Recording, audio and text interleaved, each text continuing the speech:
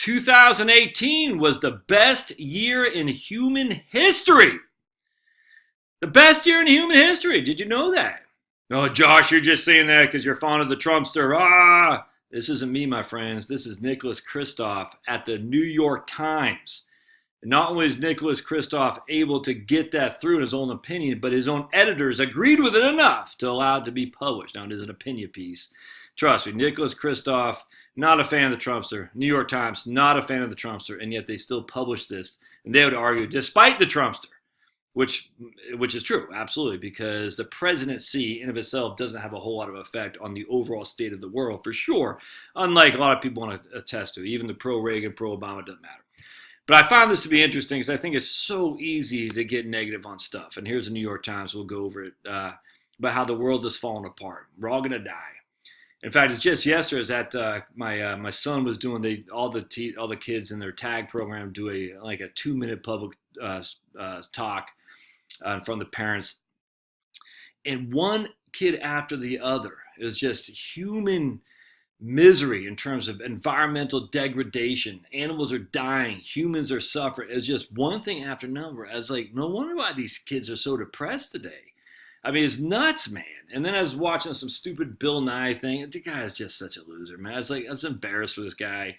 Trying to be a hipster, trying to be the cool guy. He was dropping F-bombs. He had this globe and he lit it on fire with one of those lighters that you use for your grill. It's like, dude, this is embarrassing. It's literally, I'm embarrassed for this guy. I don't even get angry. I just laugh. I'm like, dude, it's embarrassing. But yet he still has an exposure and he still has ability to sway minds. And then and I remember when I was growing up, must have been 83, I think, when that show, the movie The Day After, I think it was on ABC. Remember that? It was a nuclear war. And I remember it scared the hell out of me, man. And I was living in Portland with my dad, and my brother, sister, and my mom were on Peaks Island in Maine. And I remember watching that, and after that show, calling my mom in tears, saying, I'm never going to see you guys again because we're all going to die from nuclear war. And I thought that night, it was scary. And I'd never forget hearing an airplane going overhead for years to come. I don't know how many years, but years, a couple of years, thinking that was a nuclear bomb flying over it. Every time I'd hear an airplane going, I was like, oh. I mean, no wonder why the kids are so scared. It's nuts how much pollution they hear in school, unfortunately. It's great because my son's thing was, what schools don't teach. Survival skills and money skills. It was awesome. He said, we need to learn CPR. We need to learn how to put a tourniquet on. We need to learn, he had a book, Auto Mechanics for Dummies. They don't teach us any of this stuff, how to fix things. I was so proud of him. I didn't have any influence on it at all. I didn't say you totally what he chose. It was great. So kudos to you, my little man, Liam. All right. Nicholas Kristof, not a right-winger. Once again, the world's population was living longer and living better than ever before. All right, the world is, as everyone knows, going to hell, but there's still the nervous thrill of waiting to see precisely which dark force will take us down. Will the economy collapse, the ice sheets melt, or chaos and war envelop us all? So here's my antidote to that gloom. Let me try to make the case that 2018 was actually the best year in human history. Each day, on average, about another 295,000 people gained access to electricity for the first time. If we stop this campaign against fossil fuels, we could have well more than 295,000 people getting access to electricity for the first time. But again, those of us in the West, the rich elitists who fly all around the world screaming about the evils of fossil fuels, are denying the human rights, the civil rights, with their campaigns against fossil fuels for people in Africa and India, the third world, to get access to electricity, which would keep hospitals lit, which would keep the CPAP machines going, which would keep the stuff going to get people the health that they need, the care that they need, never mind the cleanliness they need, never mind just the writing, to be able to write at night, to be able to do products, to produce things at night. Oh, it infuriates me. Every day, another 300,000 people were able to access clean drinking water for the first time. And each day, an additional 620,000 people were able to get online for the first time. I just can't stress enough. 295,000 people each day were able to access electricity for the first time. That's no joke, man. I find that to be incredibly offensive that us in the West sit there and say, oh, we don't need electricity as much. We need to go back, be more primitive. It's a better way to do it. Yeah, you're freaking nuts. Never before has such a large portion of humanity been literate, enjoyed a middle-class cushion, lived such long lives, had access to family planning, or been confident that their children would survive. Let's hit pause on our fears and frustration for a moment and celebrate at this backdrop of success. And notice, had access to, been confident their children would survive. So for all of you, and this goes to my man Bill Burr, who says, and all these people throughout history, the world has too many people. I always find it ironic when I hear that the world has too many people. They're not volunteering to take themselves out or to take their kids out. It's just weird. The world has too many people. But those people, not my people, those people, there's too many of them. And we know who you're talking about. But anyway, the issue is, as you have a more and more affluent lifestyle, you have less and less kids. In fact, we have not a population boom. We have the exact opposite. There is a population bust going on as we speak, even in the U.S., even with the immigration that we have. There's a population bust. And it's happening in Arabic countries, Islamic predominantly countries. So everyone's like, oh my goodness, the Muslims are going to take over the world. Oh, stop. I mean, the Christians could take over the world. The atheists could take over the world. I don't know. The Buddhists, who else could it be? The Amazons, I don't know. At the end of the day, as people live longer and their children survive, they have less children. There's just a population bust. So this is just factual, and that's what's happening now. On a dirt road in rural Angola a few years ago, I met a woman named Delfina Fernandez. That's weird how her name was Fernandez in Angola. I wonder if that's because the Cubans were there trying to get the communists. She had lost 10 children out of 15. She endured perhaps the greatest blow any parent can and suffered it 10 times. When she said that? A few years ago. Yet such child deaths are becoming far less common. Only about 4% of children worldwide now die by the age of 5. That's still horrifying, but it's down from 19% in 1960 and 7% in 2003. So think about it. In 1960, 1 of every 5 children born died before the age 5.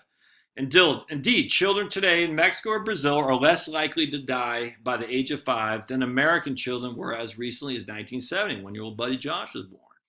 The big news that won't make a headline and won't appear on TV is that 15,000 children died around the world in the last 24 hours.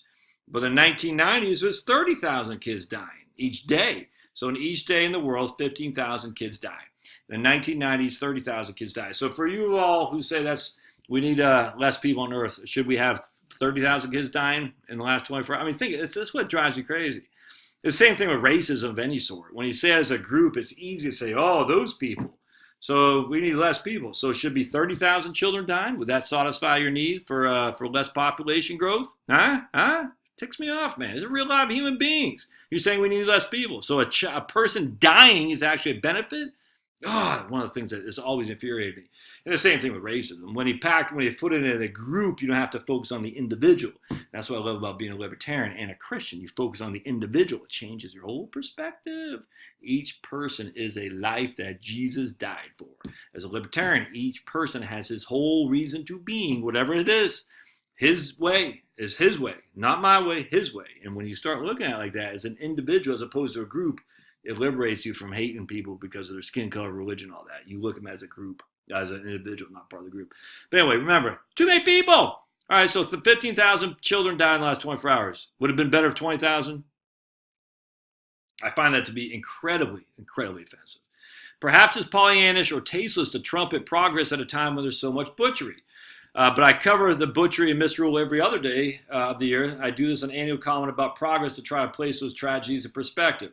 One reason for this column is that journalism is supposed to inform people about the world, and it turns out that most Americans are spectacularly misinformed. Coming from a guy writing for the New York Times, you ever heard of Walter Durante there, Nick? Huh? Misinformed about the butchers of freaking Moscow? And the New York Times, no big deal, no big deal. You know, Potomkin villages, jeez. For example, 9 in 10 Americans say in polls that global poverty is worsening or staying the same, when in fact the most important trend in the world is arguably a huge reduction in poverty. Why? Because they follow the media, and the media, if it bleeds, it leads. They report on negative stuff. They're going to think right now you're a kid who's most likely to be abducted by a pervert than it was 30 years ago, when it's the exact opposite. Your kid is not, you can't even send kids to the park by themselves anymore without the CPS coming. It's crazy. Until about the 1950s, a majority of humans had always lived in extreme poverty, defined as less than $2 a day per person. When I was a university student in the 1980s, 44% of the people lived in poverty, extreme poverty.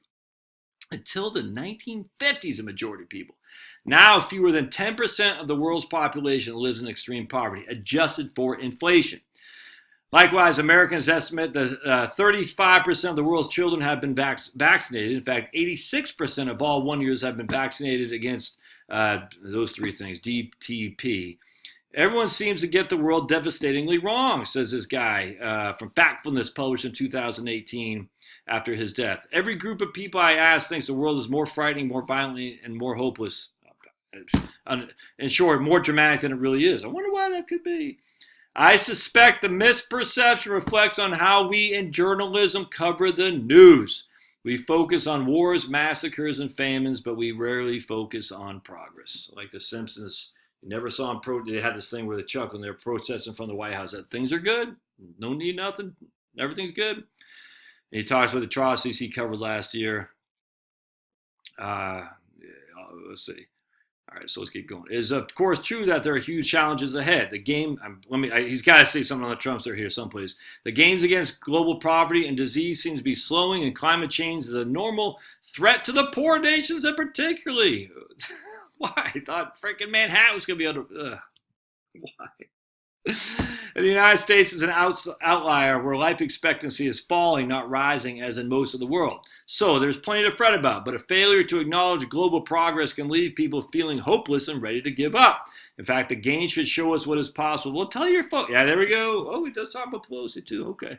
Every other day, go ahead and gnash your teeth about Trumpster and Nancy Pelosi, but take a break today to recognize that arguably the most important thing in the world is not Trumpian bombast. I knew it. He had to say something about Trump, but this is pretty, all right. He did put Pelosi in there.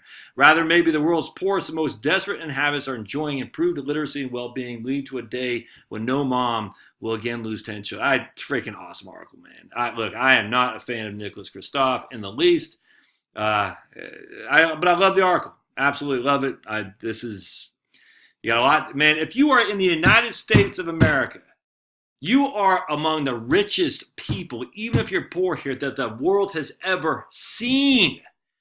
You are living better today than the kings of 150 years ago. To not recognize that is to continue to live in a negative world of dystopia. I don't know why you'd want to do that. The world is a wonderful place. Human beings are assets, not liabilities. And we're doing better and better and better. We're coming up with new technology to, look,